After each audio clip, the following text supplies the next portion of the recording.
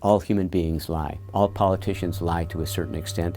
They shade the truth and so forth. But not all lies are equal. One dimension of deception is the magnitude. How big is it? When is it okay to lie to the public? Presidents especially need to weigh the costs and benefits of the deception. The United States has not swapped boatloads of plane loads of American weapons for the return of American hostages, and we will not. In looking at presidential candidates and trying to judge them, it's important to look at U.S. history and how other presidents have behaved, and you can make judgments about whether other presidents made serious mistakes. I did not have sexual relations with that woman, Miss Lewinsky. Secret reconnaissance of Russia by high-flying American U-2 jets ended when one was downed deep in Soviet territory. But nevertheless, there's a difference between minor lies, shading the truth, or misleading the country in something important about public policy. We found the weapons of mass destruction. We found biological laboratories. Well, I think when you compare Donald Trump's deception with Hillary Clinton's deceptions, they're very different. Hillary seemed to be born out of the classic, what I would characterize as classic human lying, that is, protective deception. There's problematic information sitting in her head about emails or whatever, so she feels the best way to deal with it is to leave stuff out. Classic, just holding back.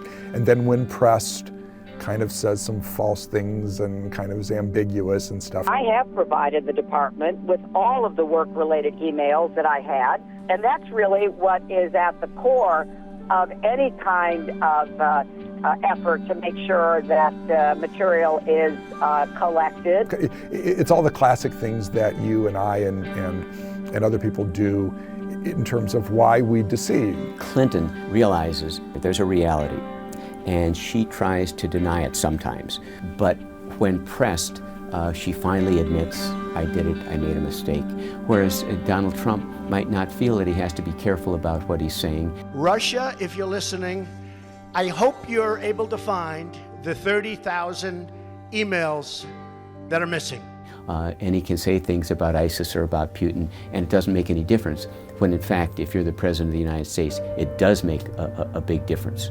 You can pretend things all you want, but reality has a way to catch up.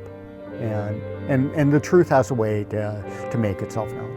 Gravity works whether you believe in it or not. The framers of the U.S. Constitution felt that the Constitution structure itself, separation of powers, would save us from a lot of problems. But these parchment barriers cannot guarantee anything. You still have to have good citizens who will elect virtuous politicians to lead the country. And virtuous does not mean perfect.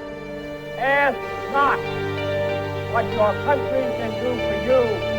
Ask what you can do for your country.